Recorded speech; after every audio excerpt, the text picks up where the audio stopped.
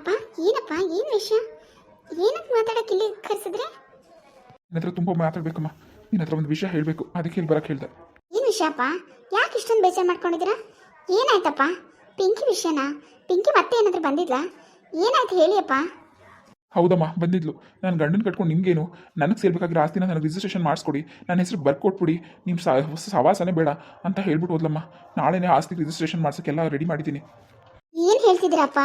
ಅವಳ ಮಾತು ಕೇಳ್ಕೊಂಡು ಇದನ್ನೆಲ್ಲ ಯಾಕಪ್ಪ ಮುಂದುವರ್ಸಿದ್ರಿ? ಶ್ರೀಕಾಂತ್ ಒಂದು ಮಾತು ಕೇಳಬೇಕಲ್ವಾಪ್ಪ?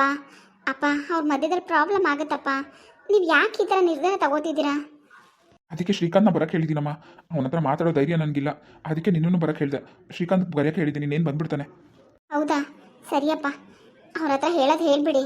ಮುಂದಕ್ಕೆ ಅವ್ರು ಏನು ಮಾಡ್ಕೋತಾರೋ ಮಾಡ್ಕೊಳ್ಳಿ. ಪಿಂಕಿ ಯಾಕೆ ಇಷ್ಟೊಂದು ಹಠ ಮಾಡ್ತಿದ್ದಾಳೆ ಅಂತ ನನಗೆ ಅರ್ಥ ಆಗ್ತಿಲ್ಲ. ನನಗೂ ಗೊತ್ತಪ್ಪ ಅವಳಿಗೆಲ್ಲ ಕಷ್ಟ ಆಗ್ತಿದೆ ಅಂತ. ಮನೇಲಿ ರಾಣಿ ಇದ್ದಂಗೆ ಇದ್ಲು ಅವಳು. ಅವಳನ್ನ ತುಂಬ ಪ್ರೀತಿಯಿಂದ ಬೆಳೆಸ್ಬಿಟ್ರಿ ನೀವು. ಅವಳಿಗೆ ಏನು ಕೇಳ್ತಾಳೋ ಅದನ್ನೇ ತಕ್ಕೊಟ್ಟು.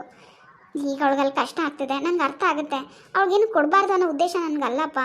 ಅವರಿಬ್ಬರು ಸಂಬಂಧ ಎಲ್ಲ ಹಾಳಾಗುತ್ತೋ ಅನ್ನೋ ಭಯ ಅಷ್ಟೇ. ನಮಗೂ ಅದೇ ಭಯ ಅಲ್ವಮ್ಮ, ಅದಕ್ಕೋಸ್ಕರನೇ ಅಳಿಯಂದ್ರನ್ನ ಬರಕ್ಕೆ ಹೇಳಿದ್ದೀನಿ. ಅವ್ರು ಬರಲಿ, ಅವ್ರ ಹತ್ರ ಮಾತಾಡಿ ನೋಡೋಣ. ಸರಿಯಪ್ಪ, ಆಯಿತು. ಮಾವ, ಏನು ಸಮಾಚಾರ? ಏನು ಇಲ್ಲಿಗೆ ಬರಕ್ಕೆ ಹೇಳ್ಬಿಟ್ರಿ? ಏನು ವಿಷಯ? ಮನೆಗೆ ಬಂದು ಮಾತಾಡ್ಬೋದಿತ್ತಲ್ಲ ಮಾವ? ಇಲ್ಲ ನನಗೆ ಹೇಳಿದರೆ ನಾನೇ ಬರ್ತಿದ್ದೆ. ಪ್ರೇಮ ಅದಕ್ಕೆ ಏನು ವಿಷಯ? ಅದಕ್ಕೆ ಚೆನ್ನಾಗಿದ್ದಾರೆ ತಾನೆ ಎಲ್ಲರೂ ಮನೇಲಿ? ಹಾಂ ಶ್ರೀಕಾಂತ್ ಅವರೇ, ಎಲ್ಲರೂ ಚೆನ್ನಾಗಿದ್ದಾರೆ. ಅಪ್ಪ ಏನೋ ನಿನ್ನ ಜೊತೆ ಮಾತಾಡಬೇಕು ಅಂತ ಹೇಳಿದ್ರು, ಅದಕ್ಕೆ ನಾನು ಬಂದೆ ಅಷ್ಟೇ. ಅಪ್ಪ ಮಾತಾಡ್ತಾರೆ, ಕೂತ್ಕೊಳ್ಳಿ ಆರಾಮಾಗಿ, ಏನು ತೊಂದರೆ ಇಲ್ಲ. ಮಾವ, ಏನು ವಿಷಯ ಮಾವ? ಏನು ಹೇಳಿ ಮಾವ? ನನ್ನ ಹತ್ರ ಹೇಳಕ್ಕೆ ಯಾಕೆ ಸಂಕೋಚ? ಏನು ಹೇಳಿ? ಶ್ರೀಕಾಂತ್ ಅವರೇ, ನಿಮ್ಮ ಹತ್ರ ಒಂದು ಮುಖ್ಯವಾದ ವಿಷಯ ಮಾತಾಡಬೇಕಿತ್ತಪ್ಪ, ಅದಕ್ಕೆ ಬರಕ್ಕೆ ಹೇಳಿದೆ. ಅದೇ ಏನು ಹೇಳಿ ಮಾವ? ಪಿಂಕಿ ಸುಮಾರು ದಿನದಿಂದ ನಮ್ಮ ಮನೆಗೆ ಬಂದು ತುಂಬ ಗಲಾಟೆ ಮಾಡ್ತಾ ಇದ್ದಾಳೆ. ನಿಮ್ಮ ಮನೆಗೆ ಬಂದು ಪಿಂಕಿ ಗಲಾಟೆ ಮಾಡ್ತಾ ಇದ್ದಾಳ? ಏನು ಮಾವ, ಏನು ಹೇಳ್ತಿದ್ದೀರಾ? ಅವಳೇ ನಿಮ್ಮ ಮನೆಗೆ ಬಂದು ಗಲಾಟೆ ಮಾಡ್ತಿದ್ದಾಳೆ? ನಿಮ್ಮ ಇಲ್ಲ ಅದ್ರಲ್ಲೂ? ಯಾಕೆ ಮಾವ, ಏನು ವಿಷಯ? ಏನು ನನಗೇನು ಗೊತ್ತೇ ಆಗಿಲ್ಲ ಮತ್ತೆ ಇಷ್ಟು ದಿನ. ಏನು ವಿಷಯ ಅಂತ ಹೇಳಿ ಮಾವ. ನೋಡಪ್ಪ, ಅವಳು ಪಾಲಕ್ಕೆ ಸೇರ್ಬೇಕಾಗಿರೋ ಆಸ್ತಿನ ನನ್ನ ಹೆಸರು ಬರ್ಕೊಟ್ಬಿಡಿ ಅಂತ ತುಂಬ ಹಠ ಮಾಡ್ತಾ ಇದ್ದಾಳೆ. ನಾವು ಎಷ್ಟು ಹೇಳಿದ್ರು ಕೇಳ್ತಾನೆ ಇಲ್ಲ. ಮೊದಲು ಬೆಂಗಳೂರಲ್ಲಿ 3 ಕೋಟಿ ಮನೆ ತಕ್ಕೊಡಿ ಅಂತ ಹೇಳಿದ್ಲು. ಈಗ ಇದಕ್ಕಿದಂಗೆ ನಾನು ಆ ಮನೆ ತಗೊಳ್ಳೋ ಬಗ್ಗೆ ಯೋಚನೆ ಮಾಡಿದ್ದೆ. ಆಮೇಲೆ ಪ್ರೇಮ ಶ್ರೀಕಾಂತ್ ಅವ್ರನ್ನ ಕೇಳ್ಬಿಟ್ಟು ತಗೊಡಿಯಪ್ಪ ಅಂತ ಹೇಳಿದ್ಲು. ಸರಿ, ಹಂಗಾದ್ರೆ ನಿಮ್ಗೆ ಕೇಳ್ಬಿಟ್ಟೆ ಮಾಡೋಣ ಅಂತ ಸ್ವಲ್ಪ ಮುಂದಕ್ಕಾಗ್ತೆ. ಅಷ್ಟರಲ್ಲಿ ಇವಳು ನನಗೆ ಸೇರ್ಬೇಕಾಗಿರೋ ಆಸ್ತಿ ನನಗೆ ಕೊಟ್ಬಿಡಿ, ನಾನು ಏನಾದರೂ ಮಾಡ್ಕೋತೀನಿ ಅಂತ ಹಠ ಮಾಡ್ತಾ ಇದ್ದಾಳೆ. ತುಂಬ ದಿನದಿಂದ ಬಂದು ಜಗಳ ಮಾಡ್ತಿದ್ದಾಳಪ್ಪ. ಆಸ್ತಿ ನನ್ನ ಹೆಸರು ಬರ್ಕೊಟ್ಬಿಡಿ, ಆಸ್ತಿ ನನ್ನ ಹೆಸರು ಬರ್ಕೊಟ್ಬಿಡಿ ಅಂತ ಎಷ್ಟು ಹೇಳಿದ್ರು ಕೇಳ್ತಾ ಇಲ್ಲ. ಅದಕ್ಕೆ ಒಂದು ಮಾತು ನಿಮ್ಗೆ ಹೇಳ್ಬಿಡೋಣ ಅಂತ. ಏನು ಮಾತಾಡ್ತಿದ್ದೀರ ಮಾವ? ಮತ್ತು ಅವಳು ಹೇಳಿದ್ಲು ನೀವು ಆಸ್ತಿನ ಪ್ರೇಮಕ್ಕ ಅವ್ರದ್ದು ಮತ್ತು ಪ್ರೀತಮ್ ಅವ್ರದ್ದು ಅವ್ರವ್ರಿಗೆ ಕೊಟ್ಬಿಟ್ಟಿದ್ದೀರಾ, ನಮ್ಮ ಭಾಗ ಕೊಡೋದೊಂದು ಬಾಕಿ ಇದೆ, ನಾವು ಹೋಗಿ ಸೈನ್ ಮಾಡಿದ್ರೆ ಕೊಡ್ತಾರೆ, ಅವರೆಲ್ಲ ಇಸ್ಕೊಬಿಟ್ಟಿದ್ದಾರೆ, ನಾವಿಬ್ರು ಹೋಗಿ ಸೈನ್ ಮಾಡೋಣ ಬಾ ಅಂತ ಹೇಳಿದ್ಲು. ನಾನು ಇಲ್ಲ ಬೇಡ, ನಮಗೆ ಆ ಆಸ್ತಿನೂ ಬೇಡ, ನಮ್ಮದೂ ಅವ್ರಿಗೆ ಕೊಟ್ಬಿಡಕ್ಕೆ ಹೇಳ್ಬಿಡು ಅಂತ ಹೇಳಿದೆ. ಮತ್ತು ನಮ್ಮ ಹತ್ರ ಆ ಥರ ಹೇಳಿದ್ಲಲ್ಲ ಮಾವ. ಎಲ್ಲ ಸುಳ್ಳು ಶ್ರೀಕಾಂತ್ ಅವರೇ. ನಾನಾಗಲಿ ಪ್ರೀತಿ ಆಗಲಿ ಯಾವ ಆಸ್ತಿ ನಮ್ಮ ಅಪ್ಪನ ಹತ್ರ ಕೇಳೂ ಇಲ್ಲ, ಈಸ್ಕೊಂಡೂ ಇಲ್ಲ. ಅವ್ರು ನಮಗೆ ಅಂತಲೇ ಮಾಡಿರೋದು, ಅದು ನಮಗೆ ಗೊತ್ತು. ಬಟ್ ಅದು ಅವರೇ ಪ್ರೀತಿಯಿಂದ ಯಾವಾಗ ಕೊಡ್ತಾರೋ ಕೊಡಲಿ. ನಾವು ಯಾವಾಗಲೂ ಅವ್ರ ಹತ್ರ ಕೇಳಿಲ್ಲ. ಪಿಂಕಿಗೂ ಅವರು ಕೊಡಬೇಕು ಅಂತಲೇ ಅವರ ಆಸೆನೂ ಇರೋದು. ಆದರೆ ನಿಮಗೆ ಹೆದರ್ಕೊಂಡು ಅವರು ಹಿಂದೆ ಮುಂದೆ ನೋಡ್ತಾ ಇದ್ರು, ನೀವೇ ಒಪ್ಕೊಂಡು ಬಂದರೆ ಕೊಡೋಣ ಅಂತ. ಆದರೆ ಅವಳು ಯಾಕೆ ಇಷ್ಟೊಂದು ಹಠ ಮಾಡ್ತಿದ್ದಾಳು ಅಂತ ನಮಗೂ ಗೊತ್ತಿಲ್ಲ. ಆಸ್ತಿ ಪಿಂಕಿ ಹೆಸರು ರಿಜಿಸ್ಟರ್ ಮಾಡ್ಸೋಕ್ಕೆ ಮುಂಚೆ ನಿಮ್ಗೊಂದು ಮಾತು ಹೇಳೋಣ ಅಂತ ಅಪ್ಪ ಇಲ್ಲಿ ಕರೆಸಿದ್ದಾರೆ. ಮಾವ, ನನ್ನ ಅವಳಿಗೆ ಏನು ಕಮ್ಮಿ ಮಾಡಿದ್ದೀನಿ ಮಾವ? ಮನೇಲಿ ನಮ್ಮಮ್ಮ ರಾಣಿ ಥರ ನೋಡ್ಕೊತಿದ್ದಾರೆ ಅವಳನ್ನ. ಒಂದು ಯಾವ ಕೆಲಸನೂ ಮಾಡಿಸ್ತಾ ಇಲ್ಲ ಮಾವ. ಅವಳು ಮನೇಲಿ ಊಟ ಮಾಡಿಕೊಂಡು ನಮ್ಮಮ್ಮ ಅಡುಗೆ ಮಾಡಿ ಮುಂದಕ್ಕೆ ತೊಗೊಂಡೋಗಿ ಕೊಡ್ತಾರೆ, ಅಲ್ಲೇ ತಿಂದು ಅಲ್ಲೇ ಮಲ್ತಾಳೆ. ಮನೇಲಿ ಒಂದು ಸಣ್ಣ ಕೆಲಸನೂ ಕೂಡ ಮಾಡಲ್ಲ ಮಾವ. ಪಾಪ ನನ್ನ ತಂಗಿ ಅವಳು ಕಾಲೇಜ್ ಹೋಗ್ತಾ ಇದ್ರು ಮನೆ ಕೆಲಸ ಎಲ್ಲ ಮಾಡಿ ನಮ್ಮಮ್ಮ ಸಹಾಯ ಮಾಡೇ ಹೋಗ್ತಾಳೆ. ನಾನು ಕೆಲ್ಸಕ್ಕೆ ಬರ್ತೀನಿ, ನಾನು ದುಡ್ಕೊಂಡು ಹೋಗ್ತಿದ್ದೀನಿ. ಅವಳಿಗೆ ಏನು ಕಷ್ಟ ಆಗ್ತಿದೆ ಮಾವ? ಅವಳು ಯಾಕೆ ಇಷ್ಟೊಂದು ಆಸ್ತಿ ಅಂತ ಆಸೆ ಪಟ್ಟು ನನ್ನ ಹತ್ರನೇ ಸುಳ್ಳು ಹೇಳಿ ನನಗೆ ಮೋಸ ಮಾಡ್ತಾ ಇದ್ದಾಳೆ ಮಾವ. ಬಾ, ಬೇಜಾರು ಮಾಡ್ಕೋಬೇಡ. ನೀನು ಬೇಜಾರು ಮಾಡ್ಕೊಂಡ್ರೆ ನಮಗೆ ಬೇಜಾರಾಗುತ್ತೆ. ಬೇಜಾರು ಮಾಡ್ಕೊಳ್ದೆ ಮತ್ತೆ ಏನು ಮಾಡಲಿ ಮಾವ? ಈ ಥರ ನನಗೆ ಮೋಸ ಮಾಡ್ತಾಳೆ ಅಂತ ನಾನು ಅಂದ್ಕೊಂಡಿರಲಿಲ್ಲ. ನನ್ನ ಹತ್ರನೇ ಸುಳ್ಳು ಹೇಳಿದ್ಲಲ್ಲ ಮಾವ. ಅವರೆಲ್ಲ ಇಸ್ಕೊಂಡಿದ್ದಾರೆ, ನಾವು ಇಸ್ಕೊಳ್ಳೋದು ಬಾಕಿ ಅಂತ ಹೇಳಿದ್ಲು. ಹೀಗೆ ನೋಡಿದ್ರೆ ಇವಳೇ ಹೋಗಿ ಆಸ್ತಿ ಕೊಡಿ ಅಂತ ಹಠ ಮಾಡ್ತಿದ್ದಾಳ. ನನ್ನ ಮಾನ ಮರ್ಯಾದೆ, ನನ್ನ ಸ್ವಾಭಿಮಾನ ಎಲ್ಲ ಹಾಳು ಮಾಡಿಬಿಟ್ಲಲ್ಲ ಮಾವ. ನಮ್ಗೆ ಅವ ಯಾವ ಆಸ್ತಿನೂ ಬೇಡ ಮಾವ. ನೀನೇನೋ ಬೇಡ ಅಂತಿದ್ಯಪ್ಪ, ಆದರೆ ಅವಳು ನನ್ನ ಮಾತು ಕೇಳ್ತಿಲ್ವಲ್ಲ. ನನ್ನ ಹೆಸ್ರಿಗೆ ಆಸ್ತಿ ಬರಿ ಅಂತ ಹಠ ಮಾಡ್ತಿದ್ದಾಳೆ. ಮನೇಲಿ ಬಂದು ದಿನ ಜಗಳ ಮಾಡ್ತಿದ್ದಾಳೆ. ನೋಡಪ್ಪ, ನನಗೆ ಏನು ಮಾಡಬೇಕು ಅಂತ ಗೊತ್ತಾಗ್ತಿಲ್ಲ. ಅವಳಿಗೆ ಏನು ಸೇರಬೇಕು ಅದನ್ನ ಅವಳಿಗೆ ಬರ್ಕೊಟ್ಬಿಡ್ತೀನಿ.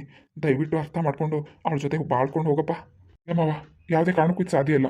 ನೀವು ₹1 ಅವಳಿಗೆ ನಿಮ್ಮ ಆಸ್ತಿ ಕೊಟ್ಟರು ನಾನು ಅವಳ ಜೊತೆ ಇರಲ್ಲ ಬಾವ. ನಾನು ಅವಳ ಜೊತೆ ಇರಲ್ಲ ಮಾವ, ಯಾವುದೇ ಕಾರಣಕ್ಕೂ ಇರಲ್ಲ.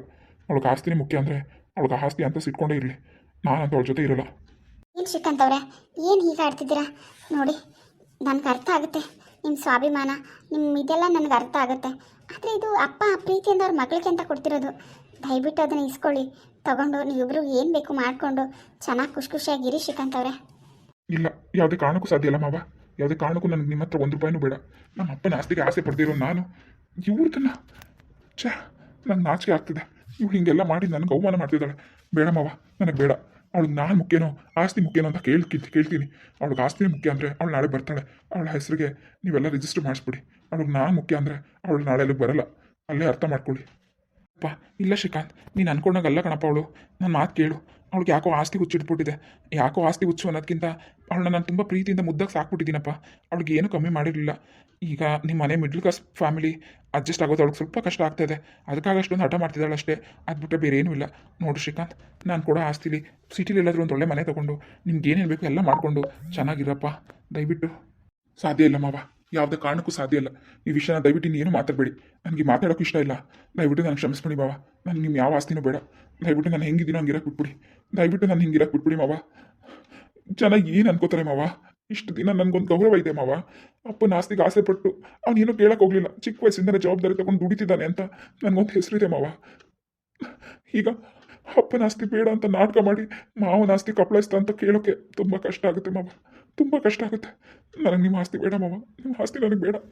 ನಾನು ಅವಳ ಹತ್ರ ಮಾತಾಡ್ತೀನಿ ಮಾವ. ನಾನು ಒಂದ್ಸತಿ ಅವಳ ಹತ್ರ ಮಾತಾಡ್ತೀನಿ. ಅವಳು ನನಗೆ ಒಪ್ಕೋತಾಳೆ. ಅವಳು ನಿಮ್ಮ ಆಸ್ತಿಗೋಸ್ಕರ ಬರಲ್ಲ ಮಾವ, ಬರಲ್ಲ. ನಾಳೆ ಅವಳು ಬರೋದಿಲ್ಲ ಮಾವ. ಯಾವುದೇ ಕಾರಣಕ್ಕೂ ಅವಳು ನಾಳೆ ರಿಜಿಸ್ಟ್ರೇಷನ್ ಆಫೀಸಿಗೆ ಬರಲ್ಲ. ಸರಿನಪ್ಪ, ಸರಿ ಆಯ್ತು. ನೀನು ಹೇಗೆ ಹೇಳ್ತೀಯೋ ಹಾಗೆ. ಸರಿ ಮಾವ, ನಾನು ಇಲ್ಲಿಂದ ಹೊರಡ್ತೀನಿ. ನಾಳೆ ಖಂಡಿತ ಪಿಂಕಿ ಬರಲ್ಲ ಮಾವ, ಬರಲ್ಲ. ನನ್ನ ಮೇಲೆ ನಂಬಿಕೆ ಇದೆ. ನಾನು ಹೊರಡ್ತೀನಿ ಮಾವ. ಏನಪ್ಪ ಇದು? ಇವ್ರು ನೋಡಿದ್ರೆ ಪಿಂಕಿ ಮೇಲೆ ಅಷ್ಟೊಂದು ನಂಬಿಕೆ ಇಟ್ಕೊಂಡಿದ್ದಾರೆ, ಆದರೆ ಅವಳು ನೋಡಿದ್ರೆ ಹಂಗೆ ಕಾಡ್ತಿದ್ದಾಳೆ. ಏನು ಮಾಡೋದಪ್ಪ?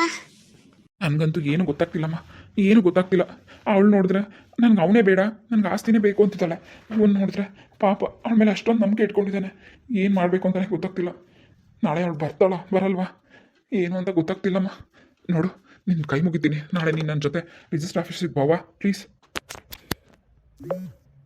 ಆಯ್ತಪ್ಪ, ನಾನು ಬರ್ತೀನಿ. ನೀವೇನು ಯೋಚನೆ ಮಾಡಬೇಡಿ, ತಲೆ ಕೆಡಿಸ್ಕೋಬೇಡಿ. ಅದೇನಾಗುತ್ತೋ ನೋಡೋಣ. ಸರಿ, ನೀವಿನ್ನು ಹೊರಡಿಯಪ್ಪ. ಸರಿಯಮ್ಮ. ಇವರೇ, ಪಿಂಕಿಗೆ ಒಳ್ಳೆ ಬುದ್ಧಿ ಬಂದು ಶ್ರೀಕಾಂತ್ ಹೇಳ್ದಂಗೆ ಕೇಳ್ಕೊಂಡು ಸುಮ್ಮನೆ ಆಗ್ಬಿಟ್ರೆ ಸಾಕಪ್ಪ. ಅವಾಗ ಎಲ್ಲರೂ ನೆಮ್ಮದಿಯಾಗಿರ್ತಾರೆ. ಏನು ಮಾಡೋದು ಅಂತಲೇ ಗೊತ್ತಾಗ್ತಿಲ್ಲ. ಹಾಯ್ ಫ್ರೆಂಡ್ಸ್, ಎಲ್ಲರೂ ಹೇಗಿದ್ದೀರಾ? ಎಲ್ಲರೂ ಚೆನ್ನಾಗಿದ್ದೀರಾ ಅನ್ಕೋತೀನಿ. ನನ್ನ ವೀಡಿಯೋಸ್ ಎಲ್ಲ ನೋಡ್ತಾ ಇದ್ದೀರಾ, ಸಪೋರ್ಟ್ ಮಾಡ್ತಾ ಇದ್ದೀರಾ. ತುಂಬ ಥ್ಯಾಂಕ್ಸ್. ದಯವಿಟ್ಟು ಇದೇ ಥರ ನೋಡಿ ಸಪೋರ್ಟ್ ಮಾಡಿ. ವಿಡಿಯೋ ಇಷ್ಟ ಲೈಕ್ ಮಾಡಿ, ಕಮೆಂಟ್ ಮಾಡಿ. ದಯವಿಟ್ಟು ಸಬ್ಸ್ಕ್ರೈಬ್ ಮಾಡಿ. ಯಾರು ಸಬ್ಸ್ಕ್ರೈಬ್ ಮಾಡಿ ವಿಡಿಯೋ ನೋಡ್ತಿದ್ರು ದಯವಿಟ್ಟು ಸಬ್ಸ್ಕ್ರೈಬ್ ಮಾಡ್ಕೊಂಡು ನೋಡಿ. Thank you.